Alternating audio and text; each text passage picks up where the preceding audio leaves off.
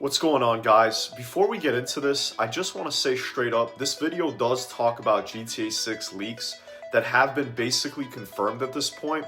So if you're someone who wants to experience everything fresh on day one, you probably don't want to watch this. If you do click off though, I'd appreciate it if you would leave a like before you go. But for everyone else, I think a lot of people are missing why these leaks are important. More specifically, the Gameroll leaks, which we know now weren't just random guesses or wish lists. A lot of what was leaked lined up almost perfectly with things Rockstar later showed, especially with the firings that took place recently, which confirmed those employees were let go because of these exact leaks. That's why so many GTA creators are making videos about this, myself included. This isn't about spoilers for shock value, it's about understanding what kind of game Rockstar is actually building this time, and how different it might feel compared to GTA 5. One of the first things that stood out to me in the leaks was the talk about driving, apparently claiming that it will be the best in the franchise, because if you remember GTA 4, you know how much driving changes the feel of the entire game. In GTA 4, cars had way more weight, you felt momentum and speed of each one, and when you crashed it, it was a big deal similar to real life. GTA 5 went in the opposite direction. Cars flipped easily, they turned too cleanly, and everything felt weightless, almost like you were driving toy cars. The leaks suggest GTA 6 brings weight back, but without making it frustrating. Cars are supposed to feel planted, harder to recover when you lose control, and more dangerous at high speeds. That alone changes how you'll be moving through the world. Chases will hopefully feel tense again. Escapes will feel very earned, and even casual driving becomes something you'll have to pay attention to instead of zoning out, which would be a major W in my opinion. Another thing that keeps coming up in the leaks is the return of the 6-star wanted level, and that might sound small, but it's actually huge. GTA 5 never really felt overwhelming when the cops showed up, since you could brute force your way out of almost anything. In older GTA games, especially GTA 4 and San Andreas, there was a point where you know you've gone too far. The leaks are pointing to GTA 6 bringing that feeling back. Police will escalate more naturally, responses depend on location, and the military showing up is supposed to feel like shit hitting the fan, not just like more targets to shoot in the head. And that's definitely going to change player behavior. You'll actually have to start thinking before acting this time around.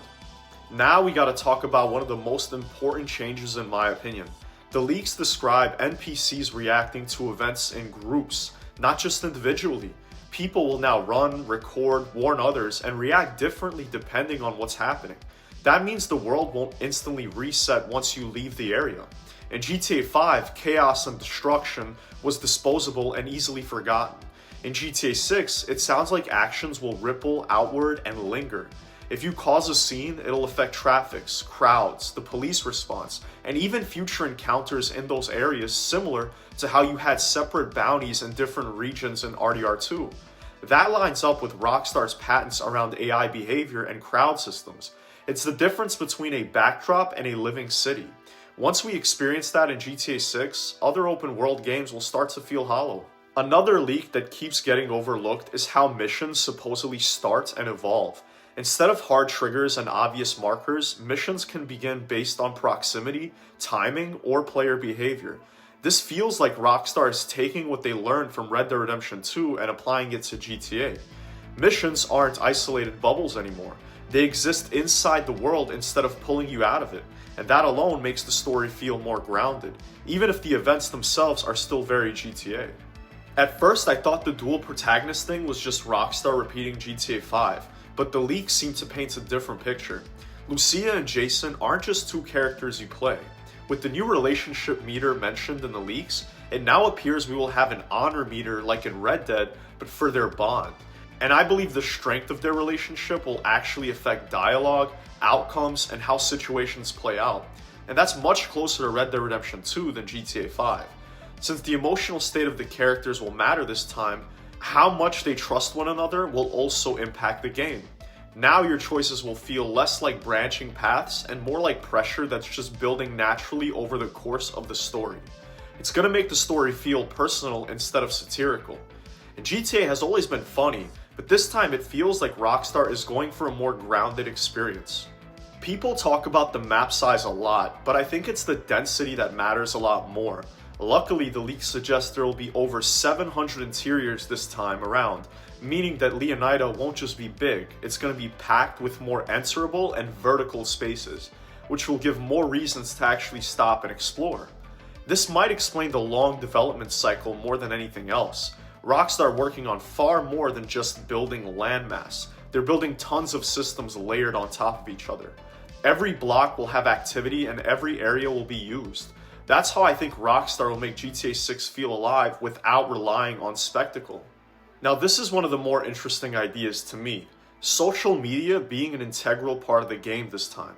NPCs will record things. Unique moments and crimes will go viral, and because of this, the public reaction will shift towards you. If you guys remember in older games when the in-game radio would talk about the player's actions, well, imagine that times 10. It seems that instead of just mocking culture, GTA 6 seems to simulate it. Your actions will now exist both physically and digitally inside the world. That's gonna feel like modern reality way more than any other game will. It also gives Rockstar a new and interesting way to reflect players' behavior back at them without breaking the immersion. Before we close this out, there are a bunch of other leaks from Gameroll that I haven't covered yet, and they give a deeper clue about what GTA 6 might actually play like. One of the bigger ones is that the story is reportedly structured into 5 main chapters plus a prologue, and some of the later chapters are still being reworked internally, which might be part of why Rockstar delayed the game. If this is true, it could mean the second half of the campaign has a different tone or pacing than the first one. But keep in mind that this info is over a year old now, so it could very well be done at this point. The leaks also hint at a greet and antagonize system returning, allowing for even more unique encounters than Red Dead 2 had. There's even chatter about explorable underwater areas with hidden secrets or lore fit for side missions, which would make the ocean play a much bigger role than any other previous Rockstar game. And lastly, some leaks mention things like Jason having a slow motion Deadeye ability that's tied to his background, while Lucia having a similar ability that is limited to 1 bullet as well. There are also subtle UI changes like the map being a rectangle, GPS with pink waypoints.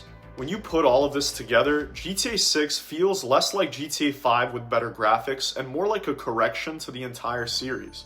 With heavier driving, smarter NPCs, real branching narrative consequences, with a grounded story and a city that reacts and remembers instead of resetting.